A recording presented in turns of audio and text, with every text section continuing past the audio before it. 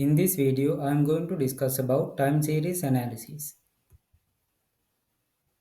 Time series analysis involves studying the pattern of values of a variable over time to identify any underlying trends, seasonality, cycles, and irregular fluctuations.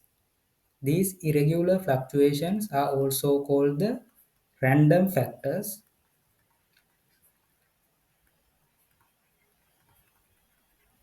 or also known as the noise. Time series analysis is used to help understand the past behavior of the data and to make forecasts about the future behavior of the data. When it comes to forecasting using time series analysis, always remember we are using the past data, and based on the past data, we are forecasting for the future. In time series analysis, the time series data is usually plotted on a graph with time on the x-axis and the variable of interest on the y-axis. And this is why this method is called the time series analysis.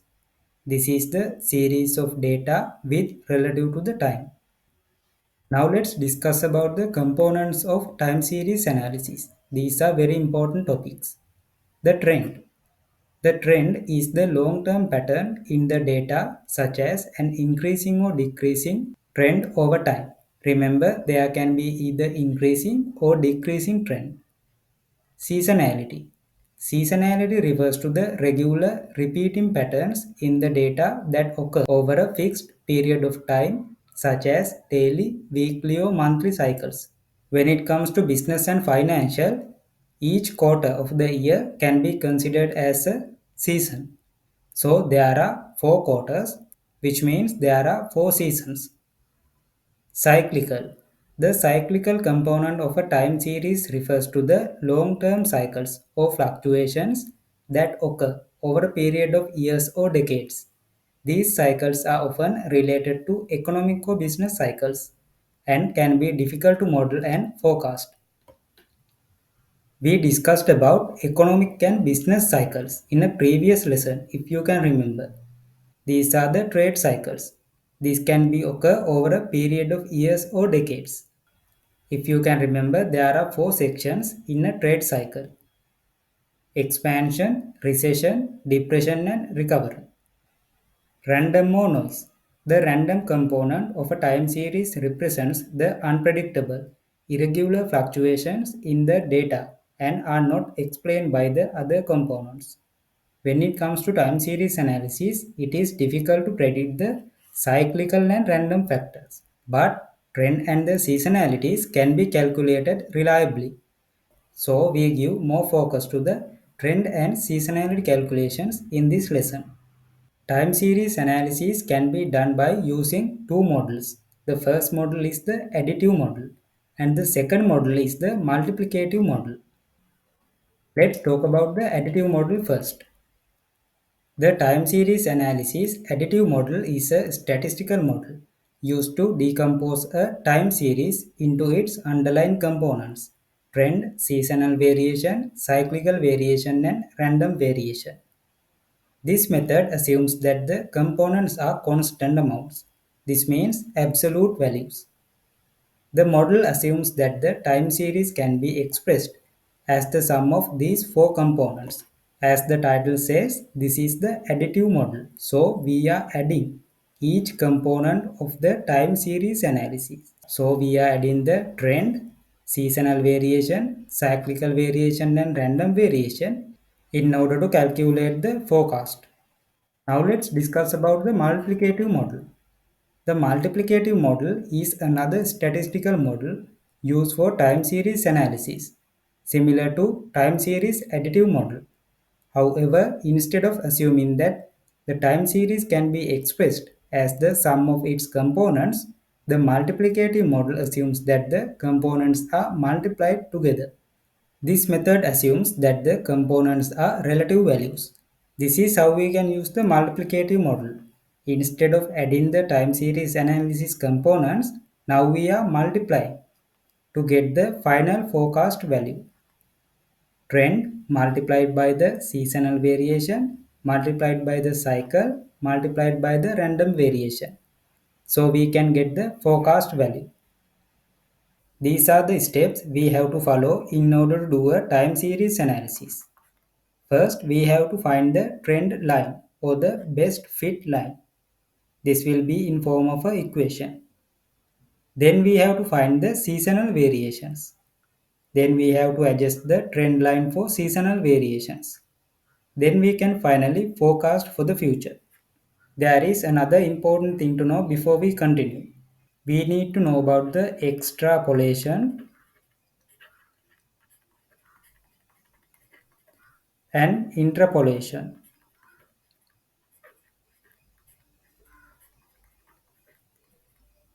Extrapolation is we are considering the values out of our range, which means out of the past data. This is unreliable when it comes to forecasting. Interpolation is where we are forecasting the values within the given range. This is a reliable way to forecast. So always remember when it comes to forecasting, extrapolation will be unreliable. Now let's talk about the first step, which is to find the trend. We can find the trend for time series analysis by each of these methods. The first method is inspection. The second method is linear regression. The third is moving averages method. Let's discuss about the trend line by inspection. A trend line is a straight line that is used to represent the overall pattern or trend of a data series. In some cases, it may be possible to estimate the trend line by inspection or by visual inspection of the data. These are the steps we can follow in order to find the trend line by inspection. Plot the data on a graph with the time on the x-axis and the dependent variable on the y-axis. Look for any overall pattern or trend in the data.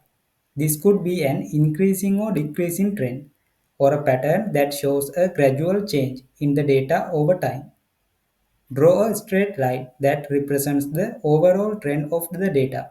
The trend line should pass through the middle of the data points and follow the direction of the trend.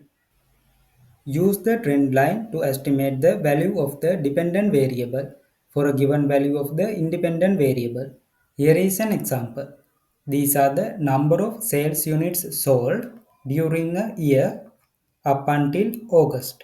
So the x-axis depicts the time in the form of month and the y-axis depicts the sales units. So the sales units is the dependent variable and the time is the independent variable. Look at the plotted data on the graph. Now let's do an inspection. As you can see, the points are gradually increasing, but we can identify a pattern because it is moving upward. Now we can visually see a line which represents the trend. Let's start from here.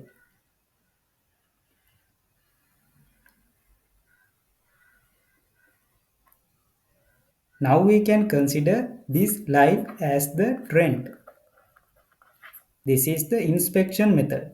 We just visually observe the data on the graph and visually draw a line for the given data. So for this example, this trend is increasing. If the given data are gradually decreasing, we can also find a decreasing trend. This method is quick and easy, but not reliable when it comes to the calculations. That is the limitation of this method. So now we have to use either linear regression method or the moving average method. Simple linear regression method. This is also called the line of best fit. Simple linear regression is a statistical method used to model the relationship between dependent variable and an independent variable. It assumes that there is a linear relationship between the independent variable and the dependent variable, which can be expressed using a straight line. When it comes to linear regression, the linear regression based on some assumptions.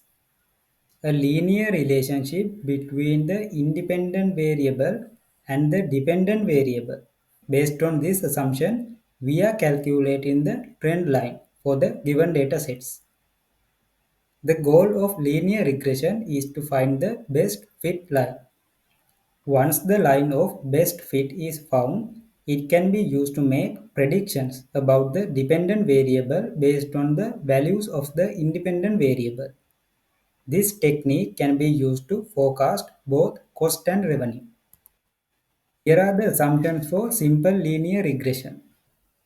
Linearity. The relationship between the independent variable and the dependent variable should be linear.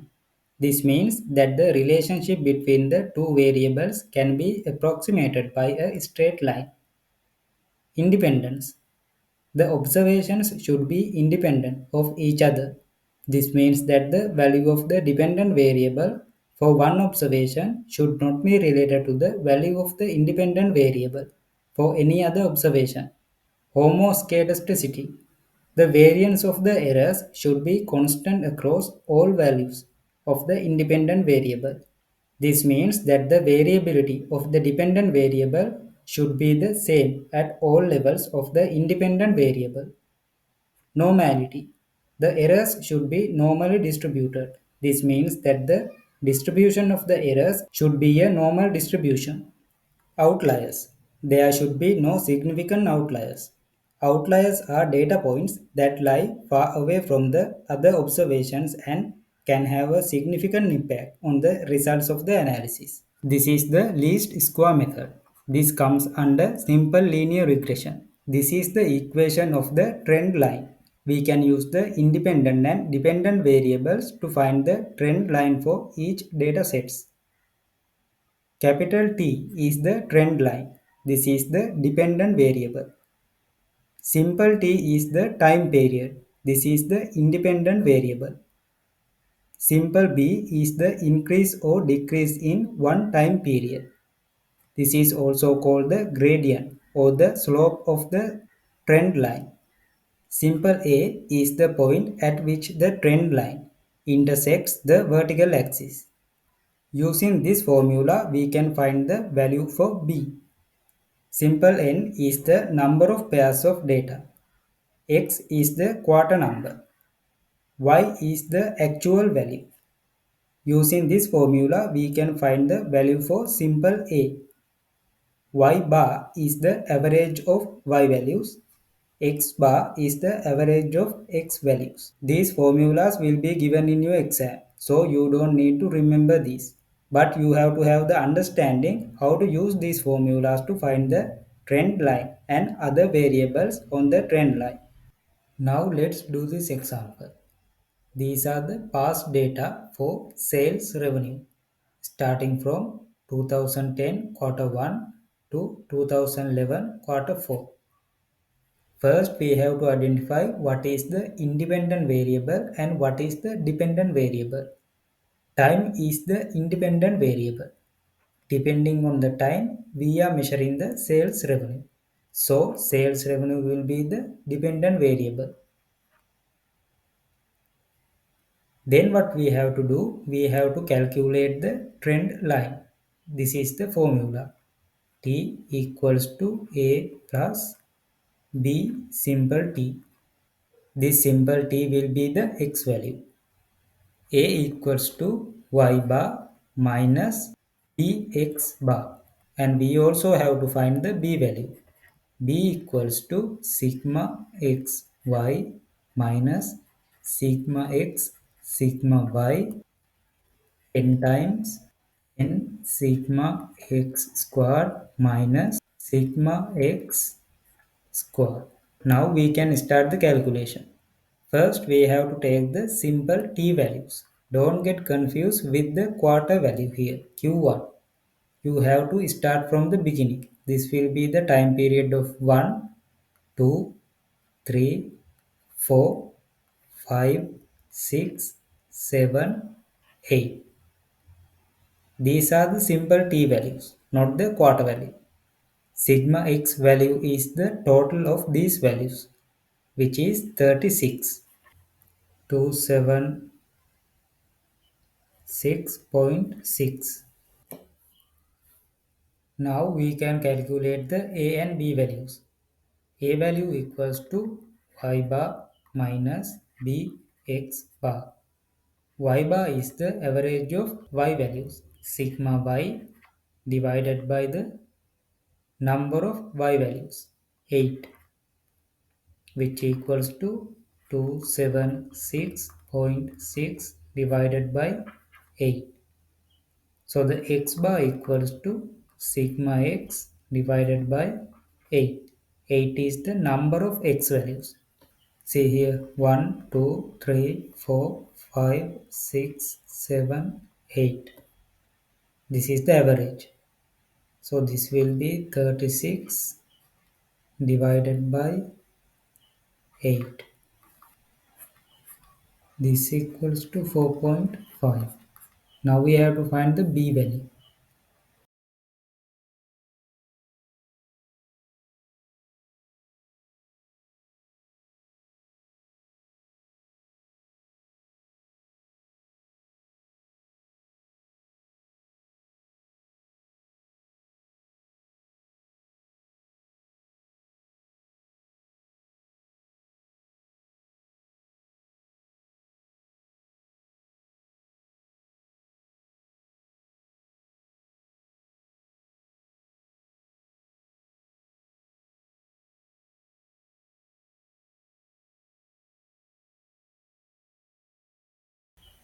So b equals to 0.3476.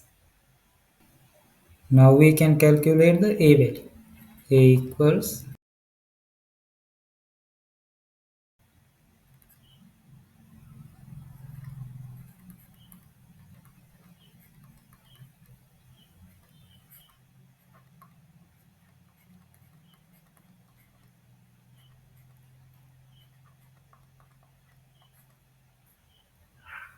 a equals to 33.01.